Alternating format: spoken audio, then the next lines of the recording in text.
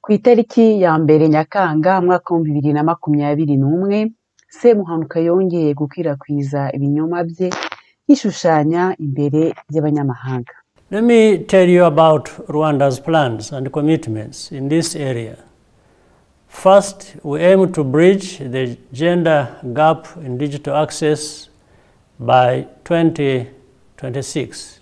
Mureke mbabwire ku igenamigambi ry'u Rwanda kuri iyi ngingo. Icyambere, tugamije kugera ku buringanire mu ikoranabuhanga mu mwaka wa 2026. Tuzabikora mu ngingo eshatu: kubaha smartphone, kubageza ku bukungu bunyuze mu ikoranabuhanga na tekinoloji ya siyanse n'amasomo y'imibare mu mashuri yisumbuye. Icya kabiri, tuzakora ku buryo ibintu bishya mu kwiremera imirimo bigera kuri bose mu buryo bwuzuye.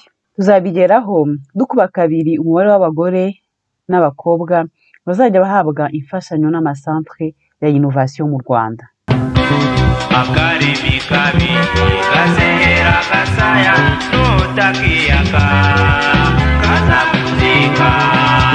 Reka duhinire aha twirebere u Rwanda rudasize ibirungo.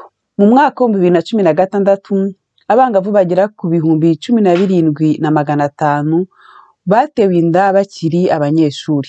Kuva mu mwaka wa 2018 imibare y'abana basambanyijwe yiyongereyeho ku rugero rwa 55%.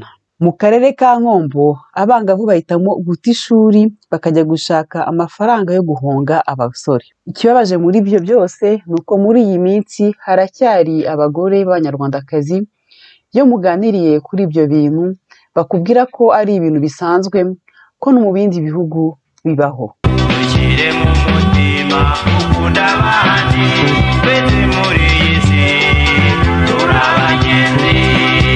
Gusa mu bindi bihugu niturumva abapolisi bakoresha tize, ni kuvuga icyuma cy'amashanyarazi ku gitsina cy'umugore nk'uburyo bwo kumukorera iyicarubozo.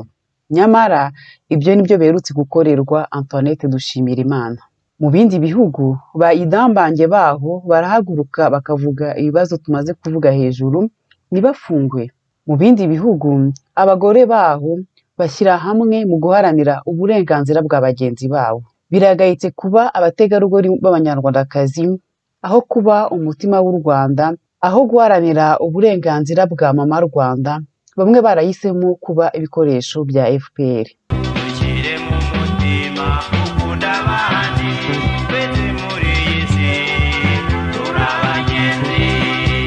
Mureke nibarize abagore bagenzi banjye biyemeje guceceka no kurebera. Muzasubiza iki abana banyu nibababaza ati mwakoze iki igihe FPR yaguraga abagore bo muri Brazil ikabamurika igasebya u Rwanda imbere y'amahanga aho kuzamura abari b'u Rwanda? Leta ya FPR mbere yo kwigisha abagore ikoranabuhanga muzabanze mubahe uburenganzira bwo kubaho. Kirazira gufunga umugore kuko yavanyemo inda, ahubwo habaho gushyiraho politike ijya mu mizi y'iki kibazo ikagikemura. FPR Inkotanyi, mureke kujya kwishushanya imbere y'abanyamahanga, muze mufatanye n'abavandimwe bene wanyu abanyarwanda kubaka urwatubyaye no kugera ku buringanire bwa nyabwo. Mu gihe mukiboshye u Rwanda muruhezamo abana barwo, turashishikariza ba nyirasafari, ba mukasafari ndetse n'abasafari guhaguruka bakirwanaho. Umunyarwanda nahabwa agaciro, umuturage niyubahwe, abaturage nibubahwe. Inkotanyi ntituzazikumbura, ntituzazikumbura.